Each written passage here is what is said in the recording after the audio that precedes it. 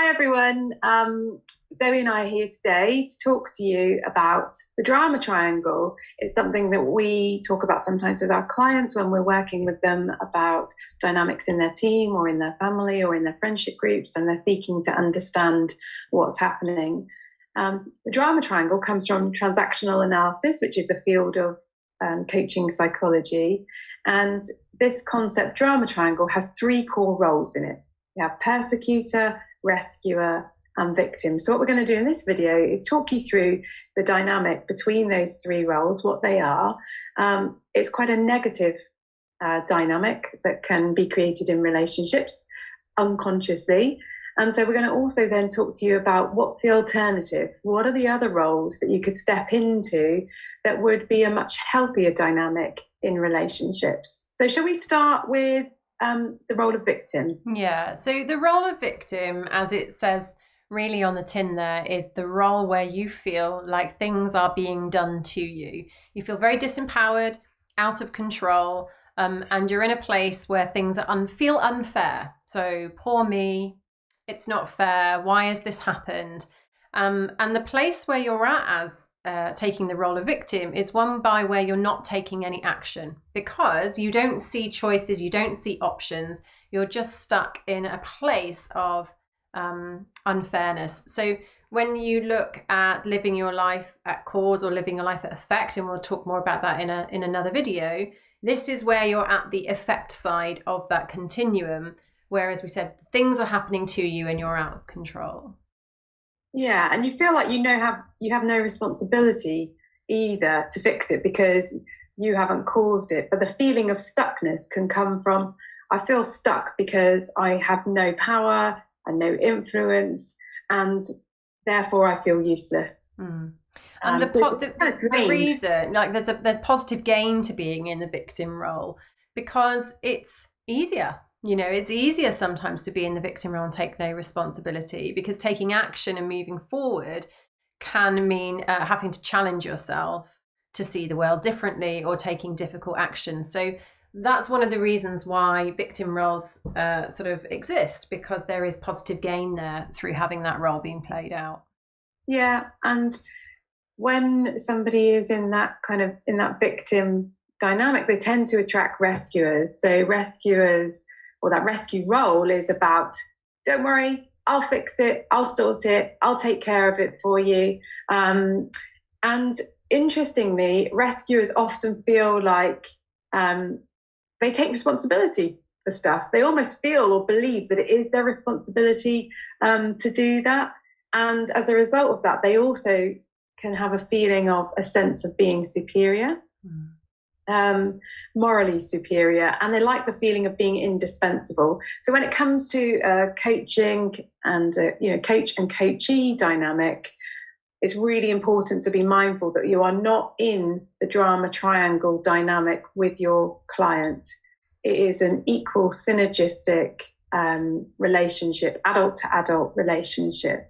You're not there to rescue your clients. We don't, as coaches, believe that people need to be rescued. There's no fixing that needs to be done. What can often happen, though, is that your help can be rejected. And then when your help is rejected, you feel resentful because you are, as far as you can tell, you're just trying to help somebody out. Why on earth would they then reject that? So they feel stuck because often the rescuing doesn't work. Yeah, and I think the thing with the rescuing role is it can look very positive. So it can look like you're coming from a place of good heart. And I think most rescuers are coming from a place of good heart. That's the role that's playing. But there are massive personal gains to playing that rescue because it helps you to feel worthy. It helps you to feel like you have purpose. But it's not coming from the most positive place. And we'll show you those alternatives in a moment. So the third role then is persecutor. Persecutor is the bad guy. They're the villain in the story. Every victim needs a villain, someone to point the finger at and someone to push the blame onto. And obviously the villain role is somebody who is doing something and it's having a negative effect. But what happens in the drama triangle is you move around these roles unconsciously because of the dynamic that Joe's just outlined there. So for a rescuer who is trying to help the victim, and then the victim rejects the help, the rescuer could become the persecutor in the eyes of the victim because they're doing something that is unwelcomed. And then the rescuer becomes the victim because they're feeling like the treatment that they're receiving from the victim is unfair. So this constant changing of roles happens within a drama triangle, and you don't always notice when you're in one. And soaps like EastEnders, Coronation Street, all of those things, they're full of drama triangles because they're fascinating. Humans love stories, and there's so much storytelling that goes on in a drama triangle. It's alluring, and it does suck people into this vortex of drama in their life. But actually, carry on. So, and a reality check is we have all played each of these roles. Yeah. This is not something that we look at and say, oh, how awful, that doesn't sound very nice. I would never do that because I'm such a lovely person. We've all played this role in a relationship at some point in time. And that persecutor role in a workplace environment would be somebody that would be perceived to be a micromanager. So similar to the rescuer, there is that sense of superiority. But what happens is that they kind of have a mindset of like, I'm surrounded by fools or idiots or people that are not as good as me. And they therefore feel that over sense of responsibility that they need to be on top of everything, making sure that it's done. So as Zoe said, it's like that finger pointing. But the dynamic is that the persecutor creates a victim, but they need to have somebody in that role in order to be in that role of persecutor. And they feel stuck. Persecutors feel stuck because it's a very lonely place to be.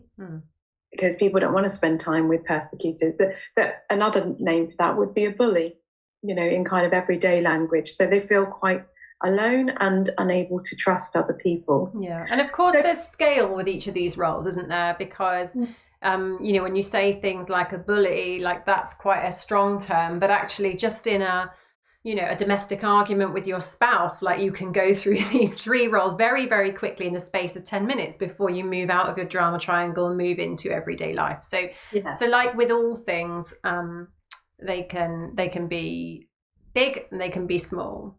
So the alternative roles that to aim for, that we'll articulate today, is to be the coach, the coachee, and an enabler. So rather than, do you want to describe the alternatives?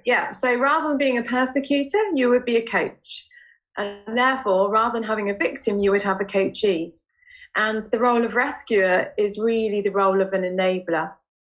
An enabler being like a supporter, somebody who you may come out of coaching and go and talk to about the experience that you're having, the support that you need, the help that they can offer you. And as Joe articulated, between coach and coachee, it's about seeing the other person as an adult. It's about being whole. It's about being okay. It's about knowing that your client is resourceful and strong and able. And it's about asking questions and igniting insight. It's not about offering advice, guidance, and kind of stooping into that role. Yeah, and the enabler might also be a sponsor of coaching. So it could be a manager that's identified that they've got somebody in their team who would really benefit from having some support, some external support, a different role to the role they play with them. They have a conversation and explore the support they need. There's a collective kind of agreement that coaching can be useful, and therefore they support that from a financial perspective, but also the time and the effort and the outcomes of that. So that coach, coachee and enabler are great antidotes if you start to notice some of the other roles being present in your relationship. So hope that helps you. That's the Cartman drama triangle that you can Google, and also the other roles there. And you can watch some of our other videos that also talk about some of the dynamics in relationships. Or you can visit our website, www.igcompany.co.uk/blog, where you'll find the videos. You can join our free Facebook group for coaches and people interested in, which is the Coaching Crowd. So hope you enjoy those.